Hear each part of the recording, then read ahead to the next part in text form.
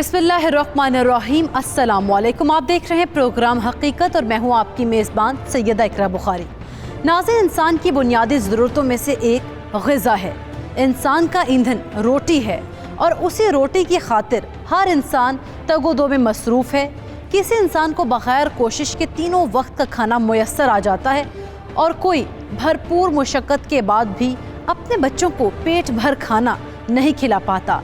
ये तो कुदरत का खेल है कि वो किसे कितना नवाजती है। मगर यहाँ ख्वाजा मीर दर्द का शेर याद आ रहा है, दर्द दिल के वास्ते पैदा किया इंसान को, वरना तात के लिए कुछ कम न थे कर्रो बयां। नाज़रीन, इंसान को खुदा ने दर्द दिल के लिए पैदा किया है। अगर एक शख्स पेट भर खाना खा रहा है तो उसे दूसरे इंसान की भूख नज़र नहीं आ रही, जबकि ऐसा हरगिज़ नहीं होना चाहिए। हमारी आज की हकीकत में भूख ने एक ऐसी दास्तान रकम कर दी कि रूह कांप जाती है। चलते हैं अपनी कहानी की जानिब।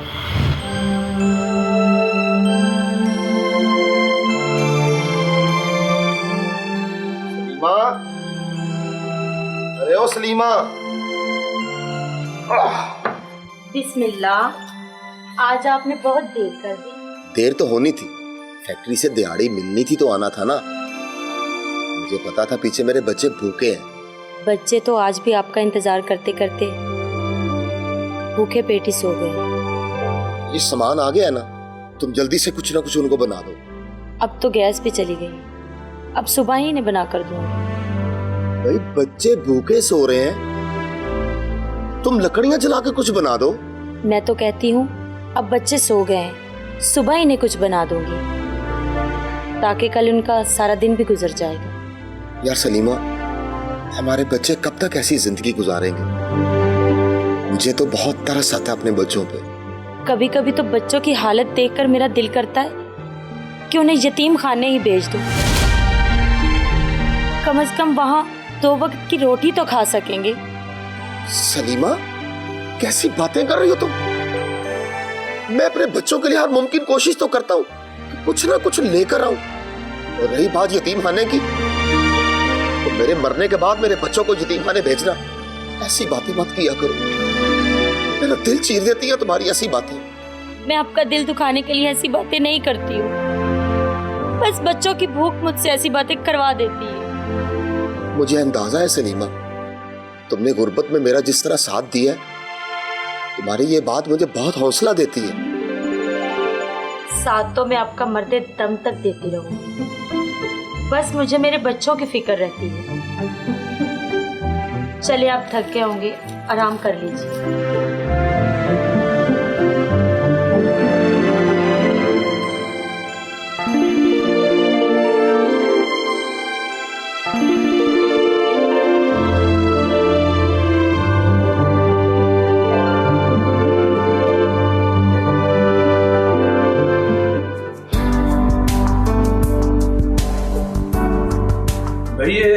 इंसान की तरह अभी तक आया नहीं खाना खाने। मैं तो तंग आ गई हूँ। आपका बेटा कुछ भी खाता पीता नहीं है और रोज खाना जाया होता है, कूड़े में जाता है।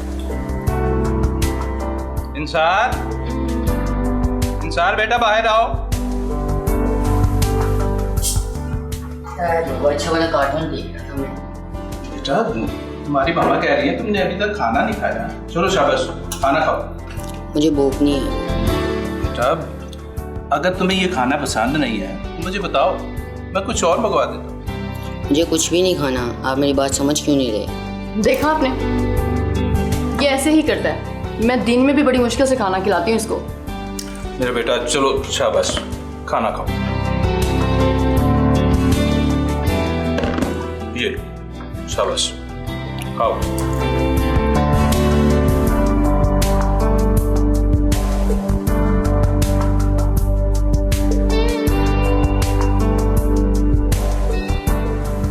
लो, आज फिर खाना लाया हो मैं।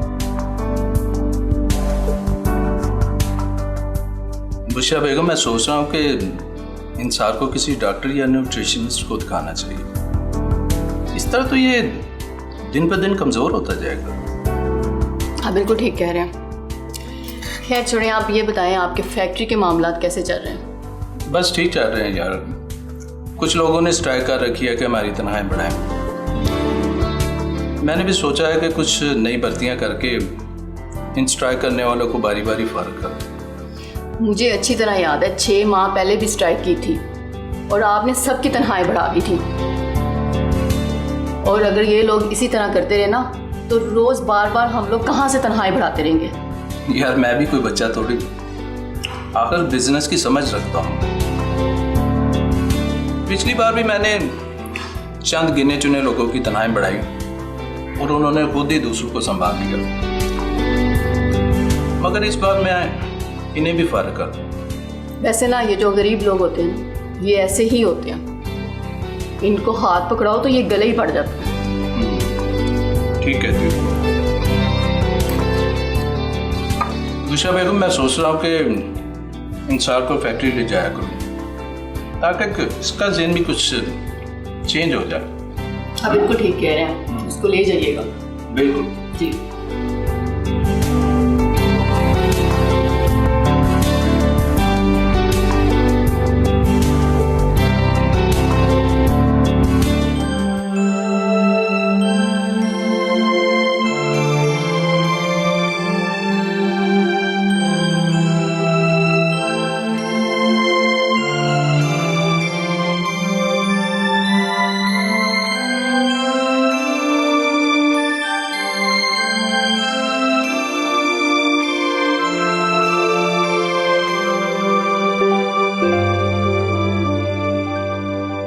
राबिया बेटा आराम से खाओ, कपड़ों पर मत गिराओ। खाने तो जैसे खाती है वो, देखो तो सही मेरे बच्चों को कितनी भूख लगी हुई है। अम्मी सालन खत्म हो गया। इतना ही था बेटा, सबने खाना है।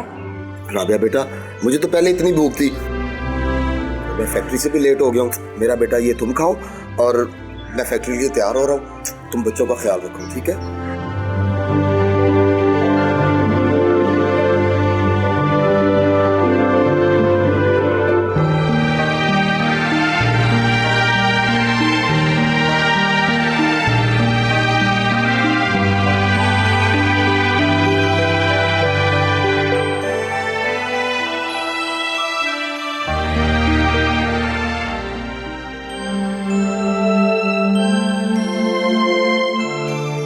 आपने ठीक से खाना नहीं खाया। बेगम कैसे ठीक से खाना खा सकता हूँ? मेरे बच्चे भूख से बिलख रहे हैं। चाय। अरे ये क्या है? थोड़ा सा दूध था, उसकी भी तुम चाय बना लो। अरे भला यही तो मेरी बच्चियों को थोड़ा थोड़ा पिला देती है। उन्हें कल दे दूंगी, आपने रात को भी खाना नहीं खाया। बेगम मैं तो भूख बर्दाश्त कर लेता हूँ, लेकिन बच्चों का नशोनुमा का टाइम है, उनको ग़िज़ा की बहुत जरूरत है। ग़िज़ा की जितनी उनको जरूरत है उतनी ही आपको भी है। खैर, फैक्ट्री से कुछ उधार मिलता हो तो पकड़ लीजिए। वो दिहाड़ी टाइम पे दे दे, यही बड़ी बात। ये चाय भी तुम पियो।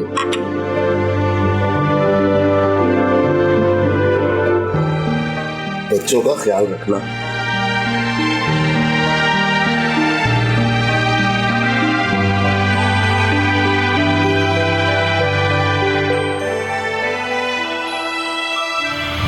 नाज़रीन, एक तरफ फयाज सलीमा जैसा गरीब खानदान था जो 2 वक्त की रोटी भी पूरी नहीं कर पा रहा था, और दूसरी जानिब फैक्ट्री मालिक कैसर का खानदान था जो कि भरपूर आसाइशों वाली जिंदगी गुजार रहा था।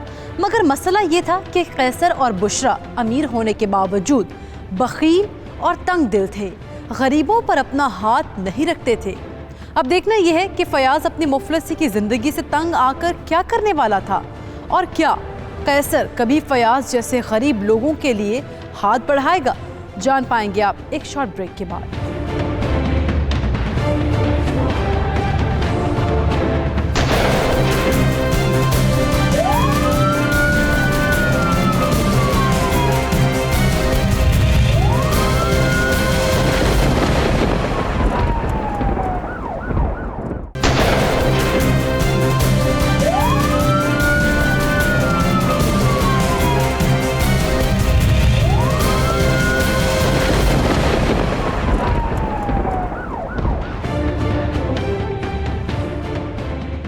Welcome back.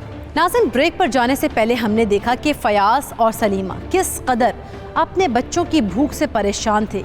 फयाज की आमदन इंतहाई कम थी, जिससे फयाज के घर का किचन भी नहीं चल पा रहा था, जबकि दूसरी जानिब कैसर और बुशरा थे, जो थे तो दौलतमंद मगर दिल के बखील थे। अब देखना ये है कि फयाज कब तक मुफलिसी की ज़िंदगी जिएगा और कैसर कब तक गरीबों से नफरत करेगा। आइए देखते हैं।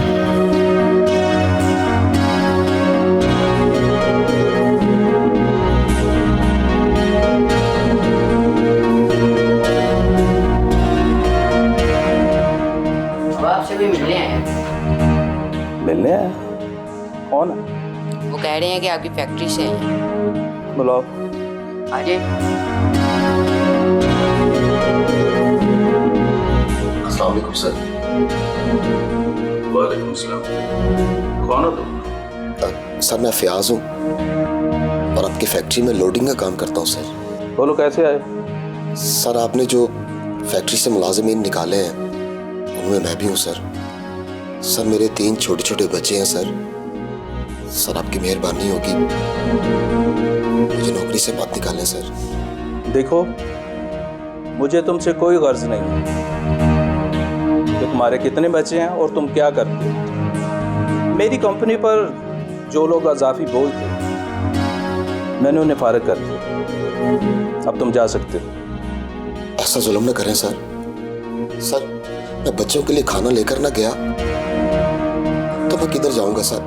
सर मेरी तो तनख्वाह भी थोड़ी सी है सर, जिससे वो मुश्किल घर का किराया और किचन चलता है सर। आपकी मेहरबानी होगी सर, मुझे मत निकालें। एक तो तुम लोग मिन्नतों पर उतरा।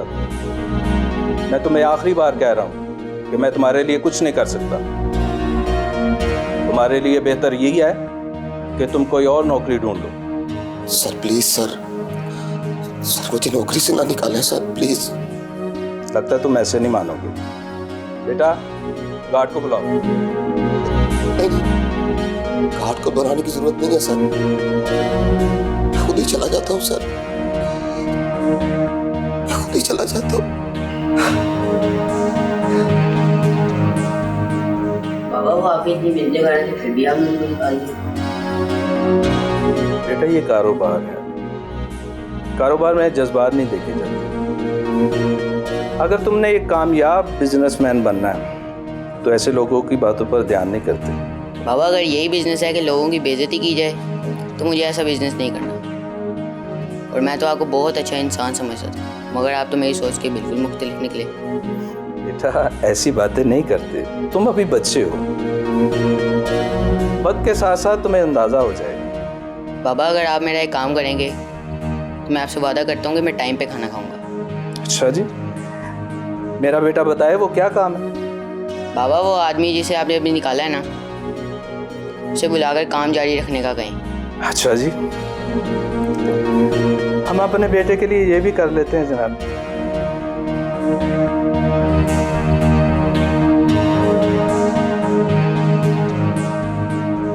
हाशिम, ये फैक्ट्री पे एक आदमी है जो लोडिंग का काम करता है, फयाज नाम है उसका। उसे रख लो, उसे ना निकालो, ठीक है? चल, अब खुश हो? थैंक यू बाबा। चल।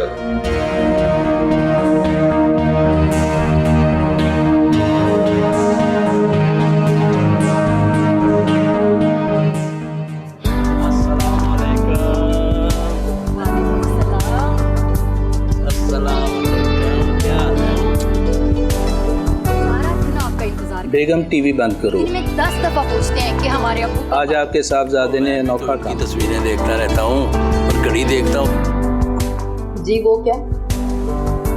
मैंने एक मुलाजिम को नौकरी से फारिग किया तो आपके साहबजादे कहने लगे कि इसे नौकरी से ना निकालो।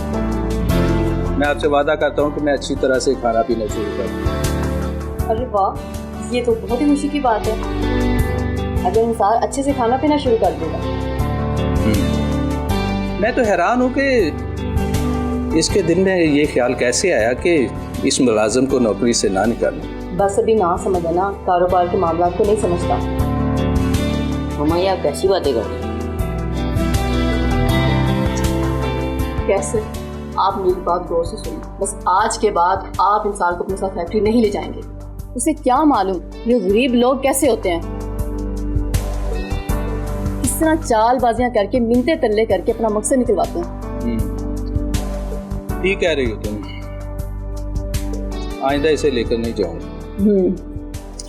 बस अगर यही काम चलता रहा ना तो इंसान हमसे बदजन हो जाएगा। यार मैं एक और चीज सोच रहा हूँ, ये कोरोना वायरस शुरू हो रहा है। कुछ लोग कह रहे हैं कि हुकूमत फैक्ट्रियां बंद करके लॉकडाउन लगा देगी। मैंने लाखों रुपयों का ऑर्डर पकड़ा हुआ है, अगर ये लॉकडाउन लग गया तो मैं तो बुरी तरह फंस जाऊंगा। अरे आप क्यों फिक्र करते हैं, ऐसा वैसा कुछ भी नहीं होगा और ये कोरोना भी जल्दी खत्म हो जाएगा। अल्लाह करे यार, दुआ करना ये फैक्ट्री बंद हो। ओहो, ये फैक्ट्री बंद हो भी जाएगी तो कौन सी क़यामत आ जाती है। और हमारे पास तो वैसे भी इतना सारा पैसा है कि सालों साल आराम से बैठ के हम लोग खाते भी हैं तो कोई टेंशन नहीं। बुशरा बेगम, बात आराम से बैठकर खाने की नहीं, मुझे बिजनेस में लॉस हो जाएगा यार। अच्छा चलें, आप छोड़ें, आप टेंशन ना लें। आप टीवी देखें, आपका फेवरेट ड्रामा चल रहा है, बस ये देखिए। मैं जितना भी इनका प्यार करती हूं, ये प्यार फिर भी आपसे करती हूं।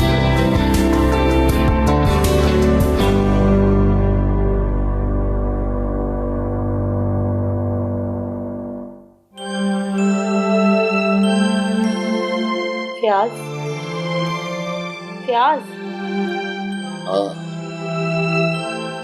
अब क्या होगा? कोरोना की वजह से आपकी फैक्ट्री भी बंद हो गई है। हमें तो कोई उधार भी नहीं देता क्योंकि लोगों को पता है हम उन्हें वापस नहीं कर सकते। मुझे तो कुछ समझ नहीं आ रहा सलीमा। पहले फैक्ट्री के मालिक से मिन्नतें कर कर नौकरी बचवाई, अब इस कोरोना की वजह से फैक्ट्री बंद हो गई, सब काम रुक गए। हमारे तो सब रिश्तेदार भी गरीब हैं, रोज कमाकर रोज खाने वाले हैं। हम अपने बच्चों को लेकर कहाँ जाएंगे? सलीमा, तुम बिल्कुल ठीक कहती थी, हमें अपने बच्चों को यतीम खाने में दाखिल करवा देना चाहिए। कम से कम वो वहाँ खाना तो वक्त पे खाएंगे ना। मैंने बचपन से लेकर अब तक गरीबी ही देखी है। कभी मनपसंद के कपड़े नहीं पहने, जो पका होता था खा लेते थे। अब भी यही हाल। ऐ अल्लाह, तूने गरीब पैदा ही क्यों किए? मेरा भी यही ख्वाब था कि मैं खुद तो पढ़ा नहीं, कि अपने बच्चों को खूब पढ़ाऊंगा, लेकिन हालात ऐसे बदतर हुए कि मैं अपने बच्चों की रोटी तक पूरी नहीं कर पाया। एक तो मुझे भी कोई काम काज नहीं आता, वरना घर पे ही सिलाई कढ़ाई का काम कर लेती। सलीमा, तुम जानती हो फैक्ट्री में तकरीबन 1000 लोग काम करते हैं और सब के सब बेरोजगार हो गए हैं। और फैक्ट्री मालिक को इतनी तौफीक नहीं हुई कि इन लोगों में एक माह का राशन तकसीम करते। पता नहीं ये कैसे लोग हैं, खुद तो करोड़ों कमाते हैं और फैक्ट्री में काम करने वालों को जानवर समझते हैं। समझते ही नहीं कि उनके भी बच्चे हैं और भी सौ अखराजात हैं।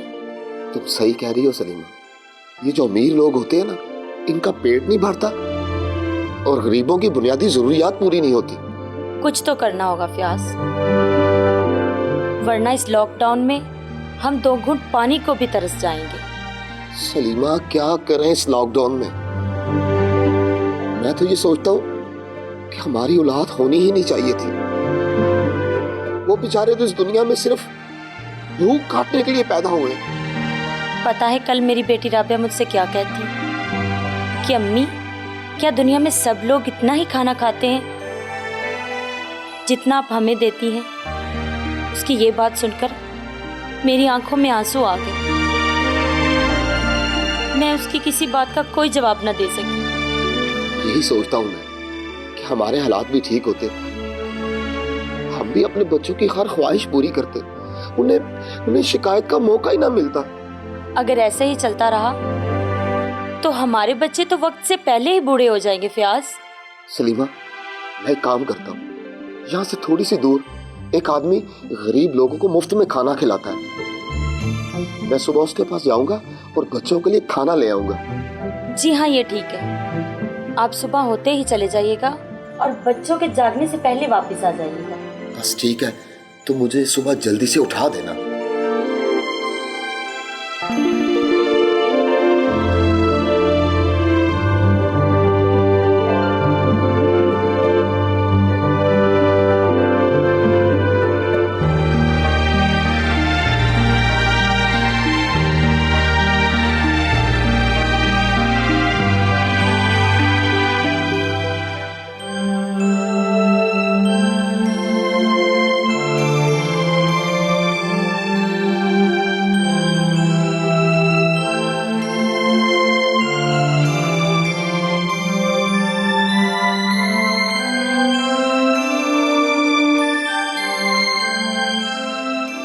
अल्लाह ऐसे नेक लोगों को आबाद रखे जो दूसरों का सोचते हैं। देखो सलीमा, उस नेक आदमी ने हमें कितना ज्यादा खाना दे दिया। जी हाँ, अल्लाह से लोगों को सलामत रखे, आमीन। और मेरे बच्चों को।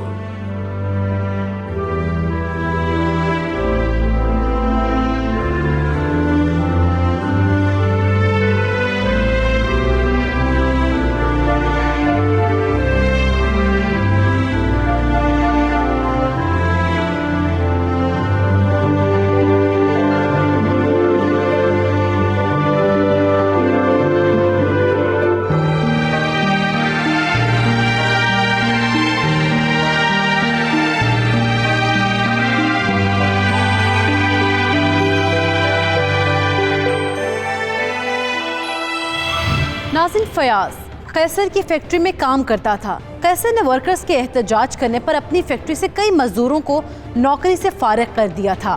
फयाज को जब पता चला कि उसके मालिक कैसर ने उसे नौकरी से निकाल दिया है तो वो कैसर के दफ्तर में पहुंचता है और बड़ी मिन्नत समाजत के बाद दोबारा नौकरी पर बहाल हो जाता है। मगर फिर कुछ ही दिन बाद हुकूमत कोरोना वायरस की वजह से फैक्ट्री बंद कर देती है, जिससे कई लोगों का रोजगार बंद हो जाता है। फयाज और उसकी बीवी सलीमा बहुत परेशान होते हैं कि बच्चों का 2 वक्त का खाना भी पूरा नहीं हो रहा। अब देखना यह है कि क्या कैसर को गरीबों का एहसास होगा या नहीं, और फयाज के दिन बदलेंगे या नहीं, इस रात से पर्दा उठाएंगे।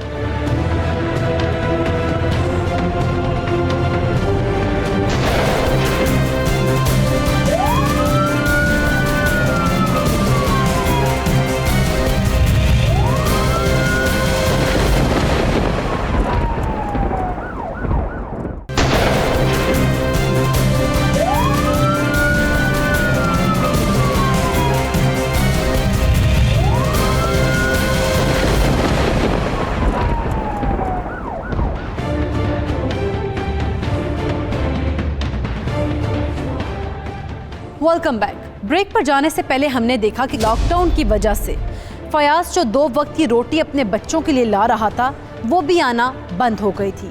फयाज की बीवी सलीमा अपने भूख से बिलखते बच्चों को देखकर बहुत परेशान थी।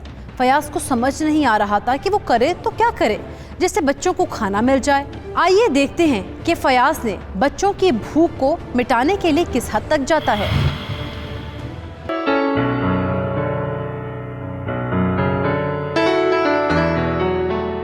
कैसे साहब, क्या बात है, आप परेशान लग रहे हैं? यार मैं सोच रहा हूँ कि ये लॉकडाउन कब खत्म होगा। ज्यादा सोचिए मत, ये लॉकडाउन भी खत्म हो जाएगा। और लॉकडाउन में आपकी क्या एक्टिविटी है? सारा दिन आप घर में फ्री बैठे रहते हैं। किचन में मेरे साथ काम शाम करवाया करें। हाँ, ये आइडिया जबरदस्त है। अब इंसार साहब को पूछ लें इन्होंने क्या करना। बिल्कुल पूछ लेते हैं। बताओ बेटा, आपका क्या प्लान है? मेरा तो कोई प्लान नहीं है, आप लोग करें जो करना है आपने। बेटा आप इस तरह बोर हो जाओगे। आप फिक्र नहीं करें बाबा। बेटा इस तरह क्यों कर रहे हो तुम? अगर तुम्हें कोई मसला है तो मुझे बताओ, मैं तुम्हारा मसला हल कर देता हूँ। अगर ये आप दिल से कह रहे हैं तो मेरी एक बात माने। हाँ बोलो। बाबा हमारे पास कितने पैसे हैं? बेटा अल्लाह का शुक्र है। तुम्हें क्या चाहिए? बाबा मुझे तो कुछ नहीं चाहिए, अगर हम कुछ पैसे गरीब लोगों को दे दें तो क्या होगा? बेटा, मैंने ये पैसे बड़ी मेहनत से कमाए, ऐसे कैसे किसी को दे दे? चलें, आपके पैसे हैं, आपकी मर्जी।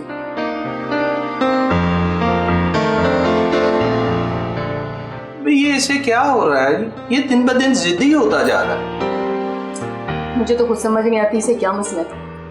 मुझे तो ये समझ नहीं आ रही कि ये कल को हमारा कारोबार कैसे संभालेगा।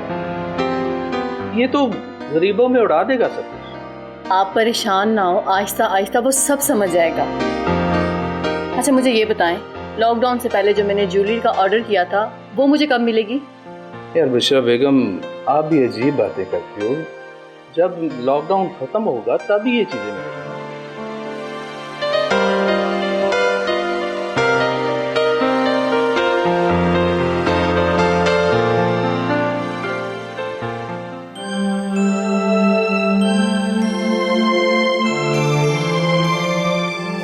मम्मी भूख लगी है। बेटा सुबह तो खाना दिया था आपको। लेकिन अब तो शाम होने वाली है ना। अभी रात में खाएंगे ना? नहीं, मुझे अभी खाना है। राबिया, जब तुम्हारी मम्मा कह रही है कि हम रात को खाना खाएंगे तो फिर जिद क्यों कर रही हो? ओहो, रुला दिया ना मेरी बच्ची को। अब क्यों खामखा गुस्सा हो रहे हैं? क्या करूं, मेरी कुछ समझ में नहीं आ रहा। जिस बंदे से खाने पीने की कुछ चीजें आ जाती थी वो भी शहर से बाहर जा चुका है। मैं कहां से लाऊं इन लोगों के लिए खाना? कहां से लाऊं इन लोगों के लिए खाना? अच्छा आप परेशान ना हो, मैं इन्हें मिर्चों वाली रोटी बना देती हूँ। हाँ, तो मेरे रोटी बना दो। जी ठीक है।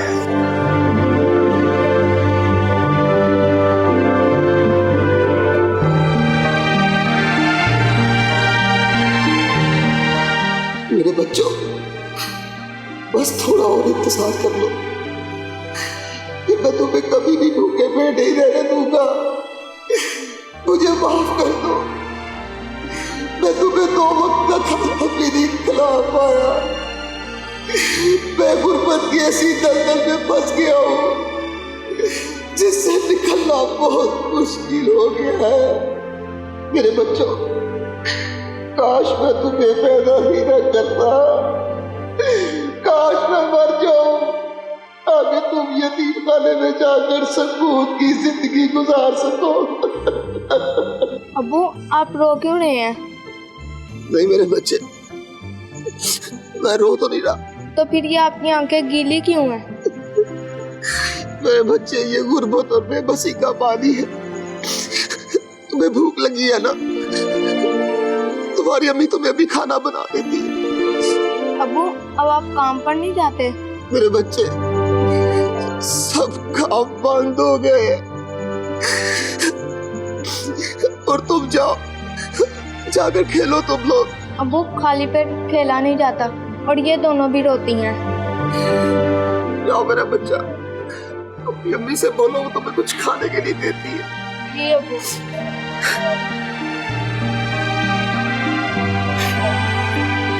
मैं भी कुछ करता हूँ, जाता हूँ मैं अपने मालिक के पास, उसे बोलता हूँ तो मेरी कुछ मदद कर दे, कुछ मदद कर दे।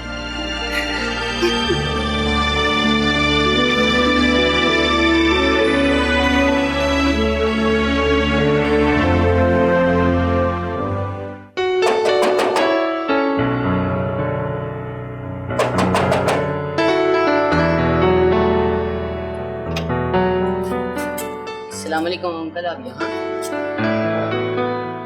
तुम मुझे जानते हो? जी आप वही हैं ना जो बाबा की फैक्ट्री में काम करते हैं? काम करता था बेटा, फैक्ट्री तो बंद हो गई है। तुम साहब जी के बेटे हो ना? जी मैं उनका बेटा हूँ। बेटा, यहाँ? जी साहब जी। क्या बात है? साहब जी, मेरे बच्चे घर में भूखे हैं साहब जी। अगर मुझे कुछ पैसे उधार मिल जाएं तो आपकी बहुत मेहरबानी होगी साहब जी। तुमने ये कैसे सोच लिया कि तुम मुझसे उधार मांग सकते?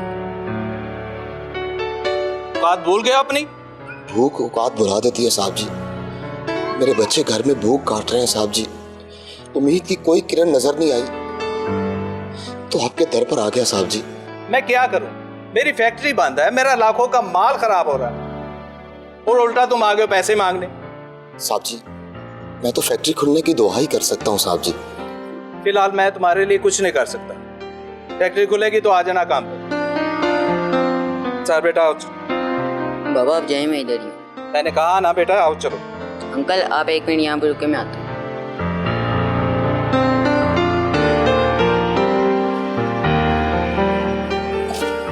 ये ले अंकल, मेरी तरफ से आपके लिए, और ये भीख नहीं है, मेरी तरफ से आपके लिए तोहफा है। शुक्रिया बेटा, वक्त आने पर मैं ये वापस लौटा दूंगा।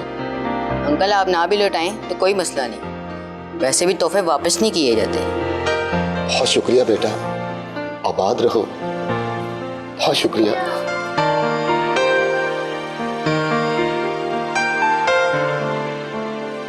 सर बेटा ये सब क्या है? तुम्हें अंदाजा है कि मैं कितनी मेहनत से पैसा कमाता हूँ और तुम हो के हर किसी को पैसे दे देते हो। अंसार तुम हद से बाड़े हो, दोबारा ऐसी हरकत मत करना। मामा उनके बच्चे घर में भूखे थे, जब मैं खाना नहीं खाता तो आपको कितनी फिक्र होती है। जरा सोचें उनके घर में क्या होता होगा। सर बेटा आप ये बातें कहाँ से सीखते हो? गरीबों की हिमायत करना रोज मुझे स्कूल की असेंबली में बताया जाता है।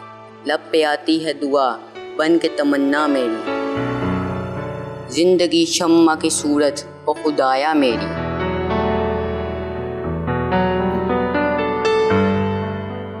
बेटा आज के बाद जैसा तुम कहोगे वैसा ही हो। Thank you Baba.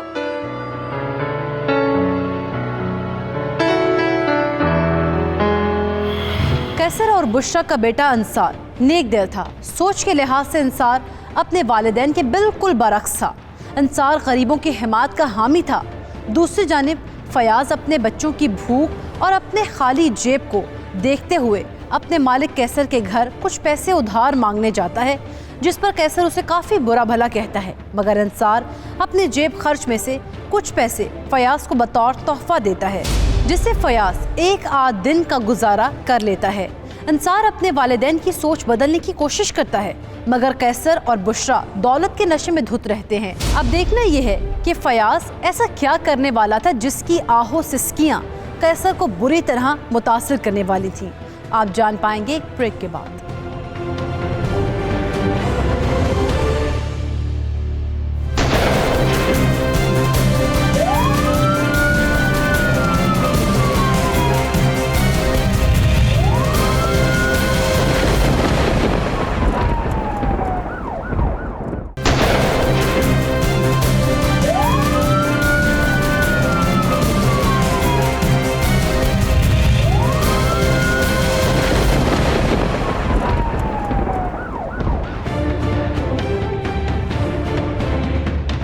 Welcome back. नाज़रीन, ब्रेक पर जाने से पहले हमने देखा कि फयाज अपने हालात से तंग आकर अपने मालिक कैसर का दरवाज़ा खटखटाता है, मगर कैसर उसे बुरी तरह से दुत्कार देता है।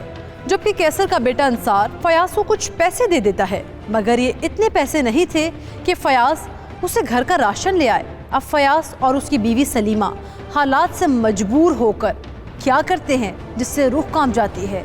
जानने के लिए बढ़ते हैं कहानी की तरफ। पता नहीं इंसान को क्या हो गया, मुझे तो उसके मुस्तकबिल की बहुत फिक्र हो रही है। हमने एक एक करके पैसा जोड़ा है और ये लड़का आए रोज़ गरीबों की हिमायत में पैसा उजाड़ देता है। जैसे ही स्कूल खुलते हैं मैं उसका स्कूल ही बदल देती हूँ। बच्चे को पैसा कमाने की बजाय पैसा उजाड़ना सिखा रहे हैं। ऊपर से ये लॉकडाउन, बंदा कहीं आ जा भी नहीं सकता, इतने काम रुके हुए हैं। कैसर की फैक्ट्री भी बंद पड़ी है। अब तक तो लाखों रुपए का ऑर्डर भी कैंसिल हो चुका है। समझ नहीं आ रही इस कोरोना में क्या किया जाए जिससे कारोबार में नुकसान रोका जाए। मुझे तो वो दिन अच्छी तरह याद है जब कैसर के पास 1 रुपया भी नहीं था, पर मेरे बाबा ने इसे कारोबार के लिए पैसा दिया। अब हम करोड़पति हो चुके हैं, मगर हमारा बेटा इंसार हमें फिर से कंगाल कर देगा। भला ये भी कोई बात है? जिसके पास पैसे होते हैं हर कोई उससे मांगने आ जाता है।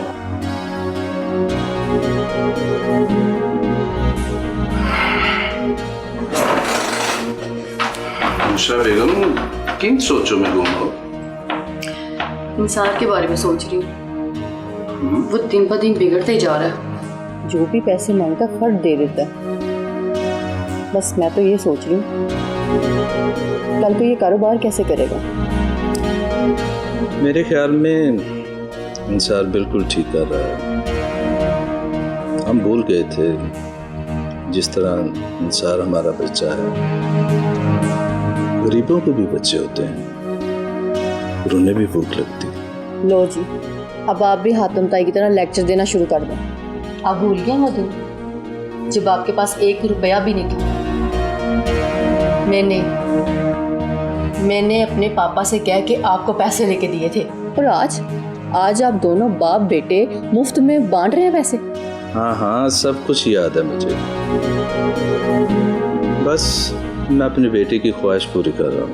आप उसे बिगाड़े मत, उसे समझाएं कि ऐसा नहीं होता। और वैसे भी हमने गरीबों का ठेका नहीं उठा रखा। बुशरा बेगम, गुस्सा मत करो, सो जाओ। सुबह देखते हैं किसको समझाना है, किसे समझना है। सो जाओ।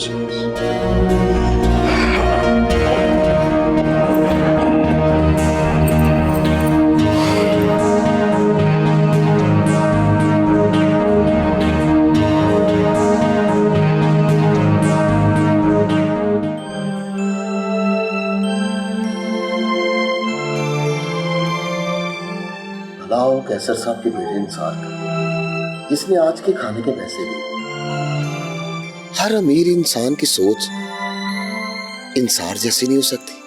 अगर ऐसे मुमकिन होता तो हम जैसे सफेद पोश गरीब लोग दाने दाने को ना तरस रहे होते। सही कह रही हो सलीमा, मैं तो खुद तंग आ गया हूँ इस जिंदगी से। शुरू से लेकर आज तक गुर्बत देखी है। मुझे तो मौत के बाद भी गुर्बत ही नजर आ रही है। मुझे खुद समझ में नहीं है, क्या हम ऐसे ही जिंदगी गुजारेंगे? हराम हम कमाते नहीं, किसी का हक हम खाते नहीं। सफेद पोशी और हलाल रोजी वैसे बंद हो गई है। सुबह उठ के बच्चे भूख भूख की रट लगाएंगे, फिर उन्हें देखकर दिल चीरा जाएगा। मैं तो खुद इस रोज रोज के झंझट से जान छुड़वाना चाहता हूँ सलीमा। मैं चाहता हूँ कि मेरे बच्चे इस तरह की भूख वाली जिंदगी ना गुजारें, दर दर की ठोकरें ना खाएं। ऐसे कैसे मुमकिन हो सकता है फियाज? मुझे तो हर तरफ इफ्लास की तारीकी ही दिखाई देती है। कभी कभार कोई सहारा दे भी दे तो जिंदगी बस थोड़ी देर ही चलती है, फिर आके भूख में फंस जाती है। सलीमा, तुमने हर दुख सुख में मेरा साथ दिया और मैं आज तक तुम्हारी कोई ख्वाहिश भी पूरी ना कर पाया। मैं तो खुद इस भूख और इफ्लास वाली जिंदगी से, इस कैद से अपनी जान छुड़वाना चाहता हूँ सलीमा। क्या मतलब? मैं मरना चाहता हूँ। मुझसे भूख और गुर्बत वाली जिल्लत बर्दाश्त नहीं होती सलीमा। ऐसा सोचना भी हराम है। आप ऐसे मत सोचिए, कोई ना कोई रास्ता निकल आएगा। कोई रास्ता नहीं है। मेरे मरने के बाद तुम मेरे बच्चों को यतीमखाने दाखिल करवा देना। फियाज, मैं जब से आपके निकाह में आई हूँ, मैंने अपना जीना मरना आपके नाम पे। मैं आपसे वादा करती हूँ, मैं अब भी हर फैसले में आपके साथ हूँ। अगर आपने कोई ऐसा वैसा कदम उठाया तो मैं भी आपके नक्शे कदम पर चलूंगी। मैं भी जिंदा नहीं रहूंगी। सो जाए, देखिए शायद सुबह कोई काम मिल जाए।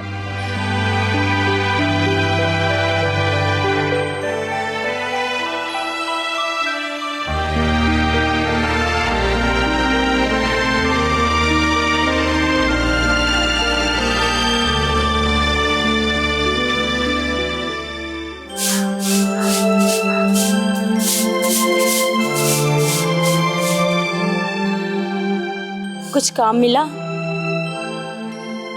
नहीं सलीमा, कोई काम नहीं मिला। मैं थक गया हूँ, मैं जलील हो गया इस मुफलिस की जिंदगी से। मुझे माफ कर दो सलीमा, मैं तुम्हारे बच्चों की परवरिश नहीं कर पाया, मैं तुम्हारी कोई ख्वाहिश पूरी नहीं कर पाया। शादी के पहले दिन से लेकर आज तक तुमने मेरे साथ सिर्फ भूख काटी है। अब वक्त आ गया है कि हम इस मुफलिस की जिंदगी से जान छुड़ा ले। सलीमा, मैं बहुत मजबूत आदमी था, मैं बहुत मजबूत इरादों का इंसान था, मगर बच्चों की भूख और संभालने की तलखियों ने मुझे उस रास्ते पर चलने पर मजबूर कर दिया है जो कुफर है। ये मुफलिसी मुझे उस रास्ते पर चलने से मजबूर कर रही है जो कुफर है, कुफर है।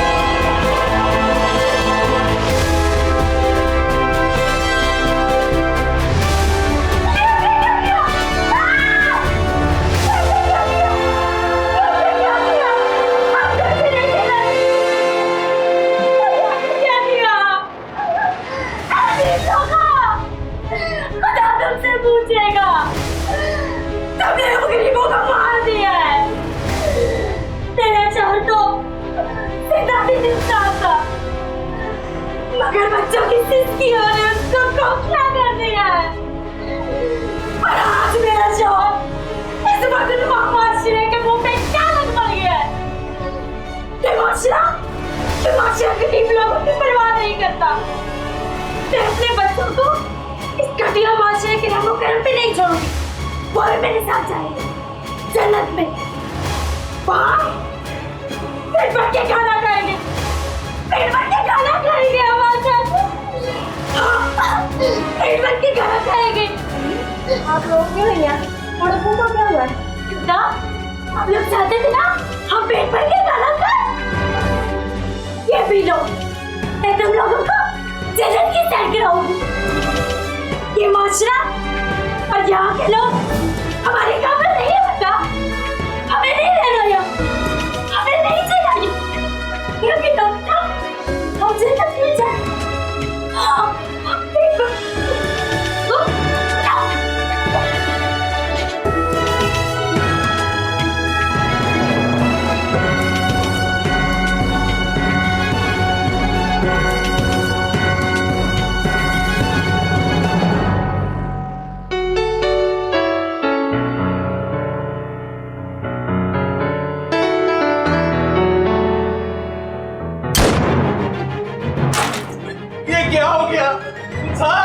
बेटा सर उठो, उठो मेरा बेटा सर। मेरे बेटे क्या हुआ? मेरे बेटे को कैसे क्या किया आपने मेरे बच्चे को? मेरा बच्चा गरीबों का बहुत मेहनती था और मैं सारी उम्र पैसे के पीछे भागता रहा। अब ऐसी दौलत का क्या करना कि जिसका वारिस कोई ना हो।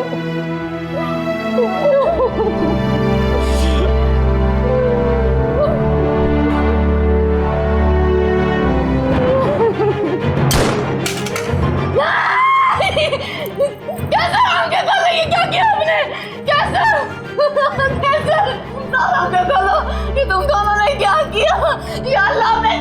ये खोला आगे खोलो